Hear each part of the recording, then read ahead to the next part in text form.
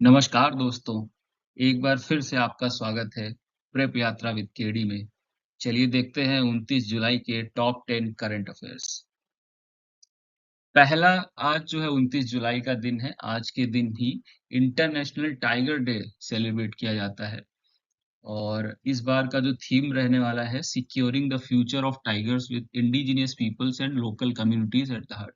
मतलब कि local communities और स्वदेशी जनजातियों के साथ में टाइगर का प्रिजर्वेशन कैसे हो सकता है, ये इस बार की थीम रहने वाली है।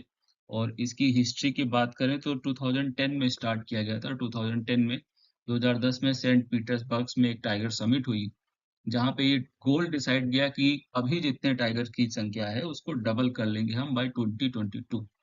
तो 2010 में टोटल 3200 टाइगर पूरे वर्ल्ड में हुआ करते थे और आज 2025 की बात करें तो इंडिया में खाली 3100 से ज्यादा टाइगर्स की संख्या हो चुकी है।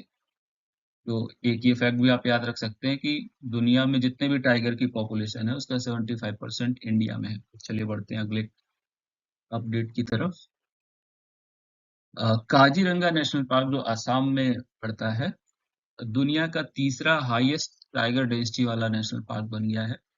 इसकी जो है टाइगर डेंसिटी पर 100 किलोमीटर स्क्वायर में 18.65 हो गई है। टोटल 148 नंबर ऑफ टाइगर्स हैं वहां पर। और काजीरंगा एक यूनेस्को वर्ल्ड हेरिटेज साइट भी है, 1985 में डिक्लेयर करी गई थी। और बेसिकली काजीरंगा फेमस किस लिए है? वन हॉर्न्ड राइनो, जो गैंडा होता है एक सींग वाला, उसके लिए फेमस है। ये जो आपको पिक्चर में दिख रहा है ये वन हॉर्न राइनो है। और इस मैप पे आप देख सकते हैं आसाम में काजीरंगा की लोकेशन क्या है। ये जोरहाट एक डिस्ट्रिक्ट पड़ता है, इसके अंदर आता है काजीरंगा। अगला देखते हैं। इथेनॉल ब्लेंडिंग का एक प्रोग्राम है इंडियन गवर्नमेंट का। टारगेट सेट किया था कि बाय 2025 20% इथेनॉल ब्लेंडिंग पेट्रोल में ये टारगेट अचीव करना है, तो वो टारगेट अचीव कर लिया है। और नेट जीरो कार्बन एमिशन का जो टारगेट गवर्नमेंट ने सेट किया है वो 2070 का है। तो ये कॉम्प्रिहेंसिव नेशनल बायोफ्यूल पॉलिसी जो 2018 में गवर्नमेंट लेकर के आई थी, उस पे उसके तहत ये जो है डिसाइड किया गया था कि 20% इथेनॉल, जो कि एक बायोफ्यूल होता है, इसको पेट्रोल में मिला करके मार्केट में बेचा जाएगा। इससे क्या होगा, जो फॉसिल फ्यूल्स होते हैं जीवाश्म ईंधन, उसके ऊपर डिपेंडेंसी कम होगी और आपके जो कार्बन एमिशंस होते हैं वो भी कम होंगे। तो ये इथेनॉल ब्लेंडिंग का 20% का टारगेट था, ये अचीव कर लिया है। बढ़ते हैं नेक्स्ट अपडेट की तरफ। एक इंडियन आर्मी और सिंगापुर के बीच में एक डिफेंस एक्सरसाइज हुई है, इसका नाम है बोल्ड कुरुक्षेत्र। और ये एक्सरसाइज कहाँ पे हुई है? तो जोधपुर में हुई है। और सिमिलर जो है एक दोनों कंट्रीज की नेवी के बीच में भी एक एक्सरसाइज होती है, इसको बोलते हैं सिम्बेक्स। तो एस और आई से भी आइडिया लगा सकते हैं कि सिंगापुर और इंडिया के बीच में होती है। आर्मी के साथ में जो है ये जो कॉम्बैट एक्सरसाइज हुई है इसका नाम है बोल्ड कुरुक्षेत्र। नेवी के साथ में जो होती है उसका नाम है सिम्बेक्स। और अभी आपने हाल ही में न्यूज में देखा होगा ऑपरेशन महादेव काफी न्यूज में है। अप्रैल 2025 में पहलगाम में बहुत ही बड़ा एक आतंकवादी हमला हुआ था। तो उसके जो परपिट्रेटर्स थे, जो टेररिस्ट थे, उनको जो है हमारे देश की सेनाओं ने इस ऑपरेशन महादेव के तहत उनको मार गिराया है। तो ये जो ऑपरेशन एक जो है इंडियन आर्मी, सीआरपीएफ और जेएनके पुलिस का संयुक्त ऑपरेशन था। और एक यहाँ पर एक पॉइंट और नोट कर सकते हैं कि दारा हरवान दचीगाम रीजन जो श्रीनगर के पास में है, एक जंगली इलाका है, मतलब डेंस फॉरेस्ट का एरिया है, जिसकी वजह से टेररिस्ट लोग वहाँ पे उनको छुपने का भी हाइड आउट्स मिल जाते हैं और इसमें ऑपरेशन करने में भी क्रिटिकलिटी रहती है। तो बट हमारी जो है डिफेंस फोर्सेस ने सक्सेसफुली ऑपरेशन महादेव को कैरी आउट किया है श्रीनगर में। बढ़ते हैं नेक्स्ट अपडेट की तरफ।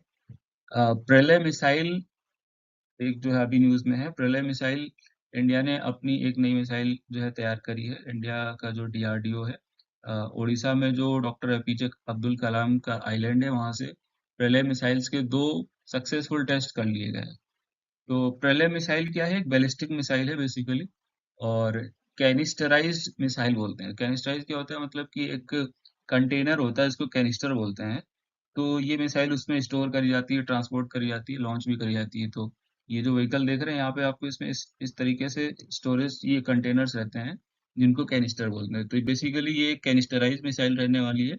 दूसरा एक पॉइंट है कि ये सॉलिड फ्यूल पे ये जो है चलेगी। शॉर्ट रेंज की है, इसकी रेंज 150 टू 500 किलोमीटर है।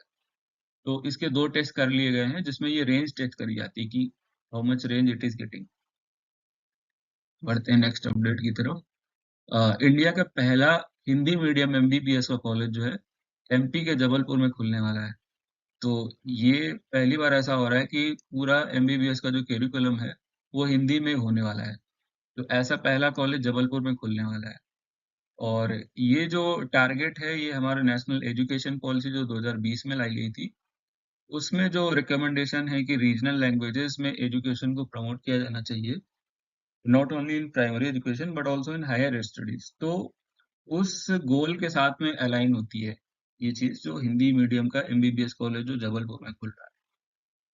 बढ़ते हैं अगली अपडेट की तरफ। एक शक्ति पॉलिसी जो है, शक्ति नीति, अभी न्यूज में है। तो गवर्नमेंट ने अनाउंस किया है शक्ति स्कीम। शक्ति का जो है, शक्ति एक्रोनिम है, इसका फुल फॉर्म देख लेते हैं। Scheme for harnessing and allocating koyla transparently in India. Basically coal auctioning से रिलेटेड जो कोयले की जो खदानें रहती हैं, उसकी ऑक्शनिंग को लेकर के एक पॉलिसी बनाई गई है, जिसका नाम दिया गया शक्ति नीति। तो बेसिकली ये 2017 में लॉन्च करी गई थी। अभी कुछ रिविजन्स गवर्नमेंट ने लॉन्च किए हैं, इसकी वजह से शक्ति पॉलिसी न्यूज में है। और कोल सप्लाई, आपको पता है कि हमारा जो इलेक्ट्रिसिटी जनरेशन कंट्री का है, अभी भी 50% कोल डिपेंडेंट है।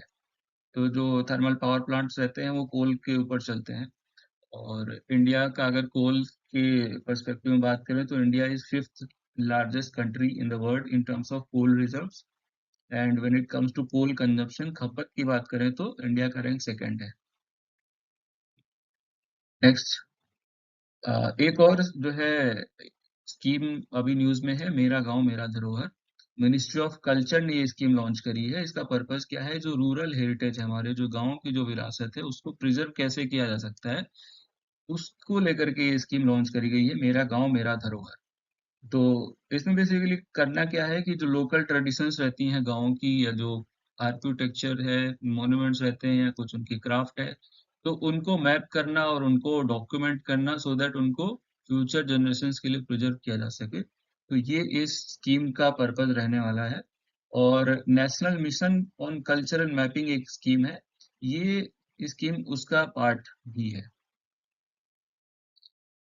और ये आज का आखिरी अपडेट रहने वाला है हमारा निसार सैटेलाइट। मैंने लास्ट वीडियो में भी हमने ये डिस्कस किया था। निसार सैटेलाइट जो है, नासा और इसरो का एक पार्टनरशिप में ये सैटेलाइट लॉन्च होने वाला है। कल 30 जुलाई को लॉन्च होगा। इसमें जो दो तरीके का क्वेश्चन पूछ सकता है, या तो निसार सैटेलाइट के बारे में पूछेगा, तो ये कौन सी एजेंसी इसमें पार्टनरशिप में है, तो नासा और इसरो है। कंट्री इंडिया एंड यूएसए है। और ये एक अर्थ ऑब्जर्वेशन सैटेलाइट रहने वाला है। बेसिकली वेदर, इकोसिस्टम डिस्टरबेंसेस और नेचुरल डिजास्टर्स जो रहते हैं, उनको ट्रैकिंग और उनकी मॉनिटरिंग के लिए रहने वाला है। एक क्वेश्चन इसमें दूसरे तरीके से पूछ सकता है कि जो इसरो के जो ये जीएसएलवी और पीएसएलवी रहते हैं, तो इनमें से जीएसएलवी यूज होने वाला है। इसको जो है स्पेस में भेजने के लिए जीएसएलवी रॉकेट का यूज होने वाला है। तो जीएसएलवी क्या होता है, जियो सिंक्रोनस लॉन्च व्हीकल होता है। और बेसिकली जो भी अर्थ ऑब्जर्वेशन रिलेटेड सैटेलाइट्स होते हैं, उनके लिए जीएसएलवी ही यूज होता है। तो 30 जुलाई को श्रीहरिकोटा में जो सतीश धवन स्पेस सेंटर है, वहां से ये जीएसएलवी रॉकेट के थ्रू ये निसार सैटेलाइट लॉन्च होने वाला है। और इसके साथ आखिर में जो है एक क्वेश्चन मैं आपसे पूछ रहा हूँ।